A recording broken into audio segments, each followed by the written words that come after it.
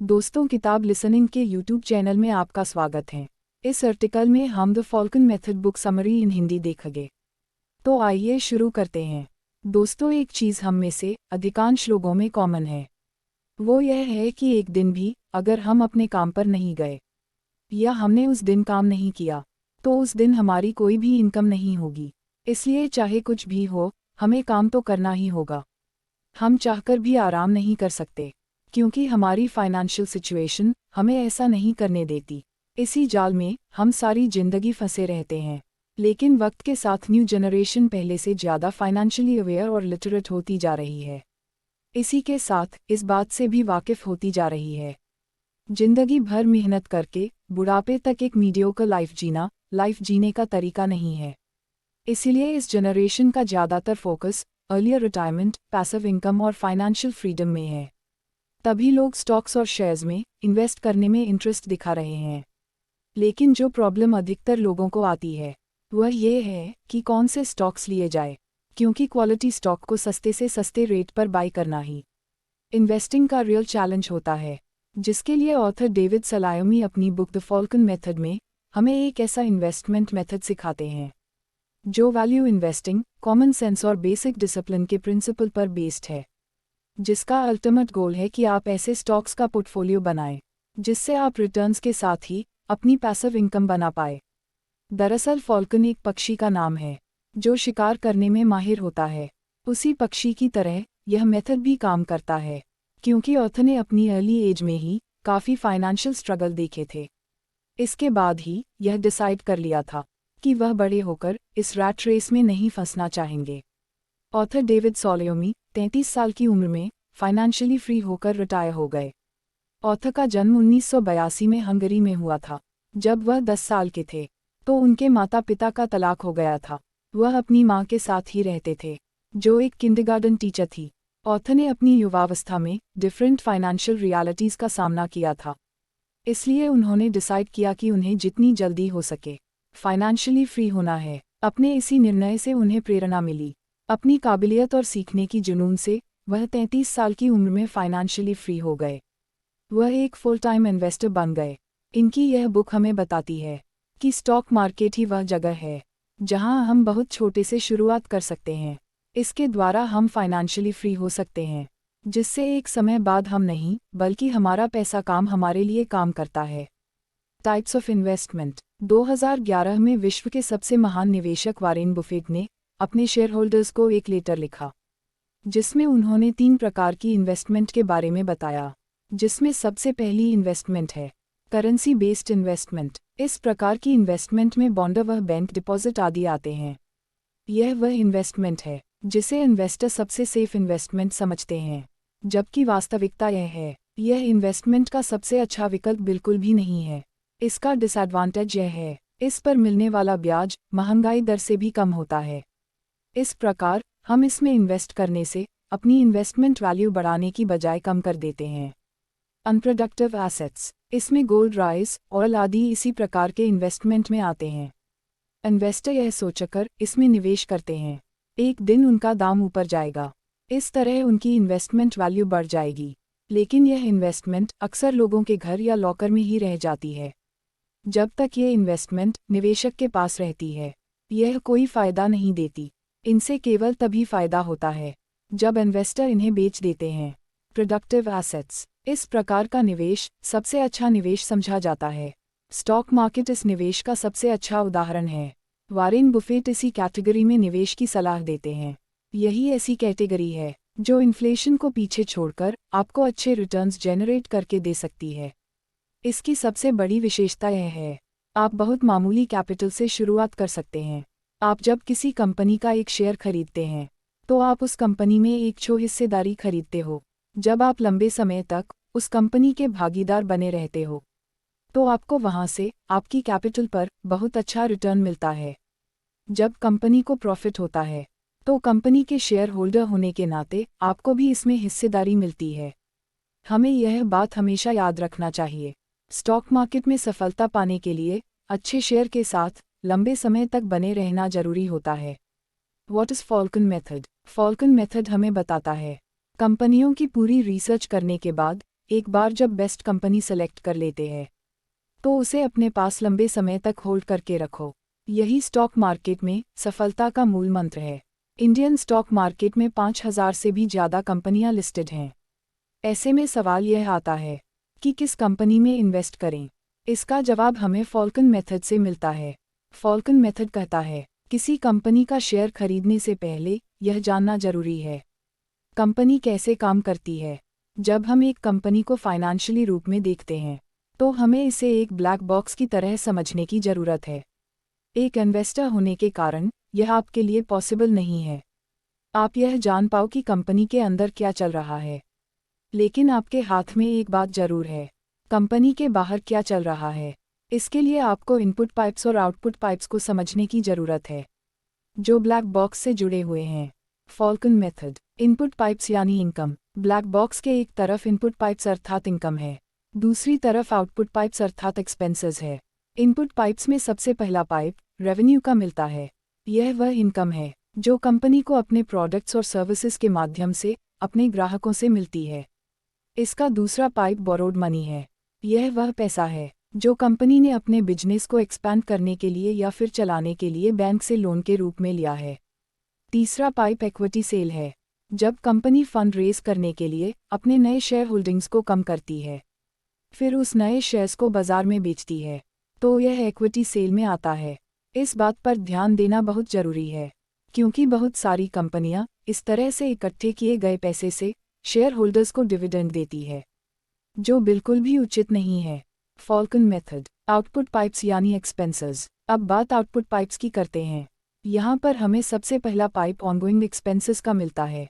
यह कंपनी के रोजमर्रा के एक्सपेंसेस होते हैं जिसमें सैलरीज, ऑफिस सप्लाईज, मार्केटिंग और एडवर्टाइजिंग शामिल होती है। दूसरा पाइप कैपिटल एक्सपेंडिचर है। यह वह एक्सपेंसेस है जो उन चीज़ों को खरीदने में लगाए जाते हैं जिनकी यूजफुल लाइफ 1 साल से ज़्यादा की होती है, जैसे कंप्यूटर्स, मशीनरी और बिल्डिंग आदि।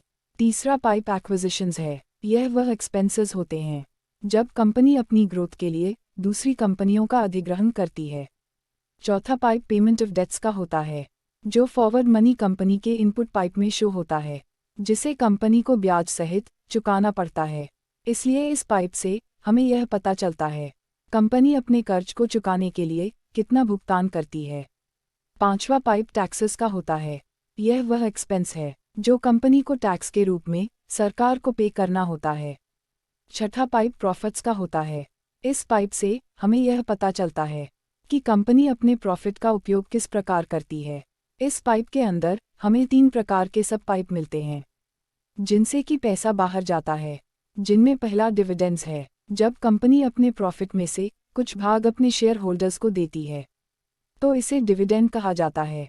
इसमें दूसरा पाइप शेयर बायबैक का है, जब कंपनी सरप्लस कैश के कुछ भाग से अपने ही शेयर को ओपन मार्केट से खरीदती है तो उसे शेयर बायबैक कहा जाता है। तीसरा रिटेन्ड अर्निंग है, जब कंपनी अपने प्रॉफिट को अपने बिजनेस को बढ़ाने के लिए अपने ही पास रख लेती है, जिससे कंपनी की ग्रोथ होती है। यहाँ पर यह भी ध्यान रखना चाहिए कंपनी इस पैसे को किस प्रकार और कहाँ पर प्रयोग करती है। वह कंपनी अपने शेयर होल्डर्स को अच्छा रिटर्न जनरेट करके देती है, जिसके इनकम पाइप से ज़्यादा इनकम अंदर आ रही हो, वही आउटपुट पाइप से कम पैसा बाहर जा रहा हो, जो कंपनी अपने प्रॉफिट को बहुत अच्छे से मैनेज करती हो। जिस कंपनी के पास कर्ज न हो, जिसके एसेट्स उसकी लायबिलिटीज़ की तुलना में बहुत ज़्यादा हो। The goal of Falcon method. Falcon method हमें स्टॉक मार्केट में बाय और होल्ड की पॉलिसी पर चलने के लिए कहता है। यह लोकप्रिय पुराने क्वांट मॉडल से बिल्कुल अलग है। क्वांट मॉडल के अनुसार आप कुछ क्वांटिटी मेथड के जरिए बेस्ट शेयर्स को खरीदते हैं, 1 साल तक उन्हें होल्ड करके रखते हैं, फिर उन्हें बेच देते हैं, फिर से अपनी रिसर्च करके बेस्ट शेयर्स को खरीदते हैं, फिर 1 साल बाद उन्हें बेच देते हैं। इस प्रकार हर साल आपको यह प्रक्रिया दोहरानी होती है। एक इन्वेस्टर के लिए यह बिल्कुल भी कंफर्टेबल नहीं होता है। ऐसे में आप उन कंपनी के शेयर को भी खरीद लेते हैं जिनका आपने नाम भी नहीं सुना होगा। इसका एक डिसएडवांटेज यह भी है, कभी कभी कंपनी की योजनाओं का रिजल्ट देखने में 1 साल से ज़्यादा का टाइम लग जाता है। जब आप उसके शेयर को 1 साल में ही बेच देते हैं तो आप उस कंपनी की ग्रोथ में हिस्सेदार बनने से चूक जाते हैं। इसके विपरीत फॉल्कन मेथड हमें बताता है हमें क्वालिटी वाइज अच्छे शेयर्स का चुनाव करके उसे लंबे समय तक होल्ड करके रखना होता है, जिससे उस शेयर से हमारी जेब में डिविडेंड के रूप में लगातार पैसा आता रहे। बाय और होल्ड के द्वारा ही इन्वेस्टर यहाँ से अच्छा खासा रिटर्न जनरेट कर पाते हैं। 5 स्ट्रैटेजीज ऑफ फॉल्कन मेथड। अब हमें फॉल्कन मेथड की 5 स्ट्रैटेजीज को समझना होगा, जिसकी सबसे पहली स्ट्रैटेजी है Falcon method. Select group of top quality companies. Falcon method कहता है कि आपको सबसे पहले टॉप क्वालिटी कंपनी को सेलेक्ट करना होगा। आपको उन कंपनीज पर फोकस करना होगा जो पिछले 20 सालों से लगातार अपने शेयर होल्डर्स बेहतर डिविडेंड दे रही हो, जिन्होंने कभी भी डिविडेंड में कटौती न की हो। ऑथर कहते हैं कि हमें कंपनी की डिविडेंड हिस्ट्री से कोई समझौता नहीं करना चाहिए। वह 20 साल के डिविडेंड हिस्ट्री देखने के लिए इसलिए कहते हैं ताकि कंपनी ने एक रिसेशन जरूर फेस किया हो। वह कंपनी बेहतर है जिसने रिसेशन के समय भी अपने शेयर होल्डर्स के डिविडेंड में कटौती न की हो, विपरीत हालात में भी कंपनी की अर्निंग पावर और स्ट्रेंथ को बरकरार रखा हो। ऑथर कहते हैं कि आपको उन कंपनीज को सेलेक्ट करना चाहिए जिनका dividend pay out ratio highest हो। डिविडेंड पे आउट रेशियो इस बात से निकलता है एक कंपनी अपने प्रॉफिट का कितना भाग अपने शेयर होल्डर्स को डिविडेंड के रूप में देती है। Falcon method. Identify stocks and buy them on the cheap price. Falcon method कहता है कि आपको किसी भी कंपनी का शेयर तब खरीदना चाहिए जब वह सस्ते वैल्यूएशन में मिल रहा हो। आपको उस कंपनी के प्राइस हिस्ट्री को चेक करना होगा, उससे उसका एक एवरेज लो लेवल निकालना होगा। जब वह कंपनी अपने एवरेज लो लेवल पर ट्रेड कर रही हो तो उस समय उस शेयर में एंट्री करना सबसे बेहतर होता है। जब कंपनी का शेयर ओवरवैल्यूड हो तो उसे नहीं लेना चाहिए, तभी आप उस शेयर से बेहतर रिटर्न जनरेट कर सकते हैं। Falcon method. Filter the short listed stocks. जब आपने टॉप क्वालिटी स्टॉक्स को सेलेक्ट कर लिया, यह भी पता कर लिया कि किस समय उसमें एंट्री लेनी है, तो अब आपको उसे फिल्टर करना है। इसके लिए आपको 3 चीज़ों को कंपेयर करने की ज़रूरत है। सबसे पहले डिविडेंड यील्ड है। इससे हमें यह पता चलता है कंपनी ने साल भर में प्रति शेयर जो डिविडेंड डिक्लेयर किया है वह कंपनी के करंट शेयर प्राइस का कितना % है। इसके बाद फ्री कैश फ्लो यील्ड वो होता है जो कंपनी के पास सभी खर्चों के बाद बच जाता है। इसे निकालने के लिए कंपनी के टोटल कैश फ्लो को कंपनी के टोटल नंबर ऑफ शेयर से डिवाइड करना पड़ेगा, जिससे हमें फ्री कैश फ्लो पर शेयर मिल जाएगा। फिर फ्री कैश फ्लो पर शेयर को कंपनी के करंट मार्केट प्राइस से डिवाइड करने पर हमें फ्री कैश फ्लो यील्ड मिल जाएगा।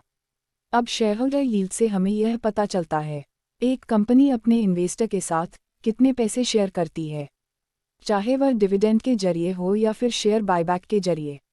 Falcon method. Rank the survivors. अब आपको अपने स्टॉक्स को करंट वैल्यूएशन के आधार पर 3 प्रकार के रैंक में रखना होगा। इसमें सबसे पहला शो है। इसमें वह शेयर आएंगे जो एवरेज वैल्यूएशन से भी अच्छी वैल्यूएशन में अवेलेबल हो। दूसरा मे बी है। इसमें वह शेयर आएंगे जो एवरेज वैल्यूएशन पर अवेलेबल हो। तीसरा नो वे है। इसमें वह शेयर आएंगे जो एवरेज वैल्यूएशन से काफ़ी ऊपर और एक्सपेंसिव वैल्यूएशन पर ट्रेड कर रहे हो।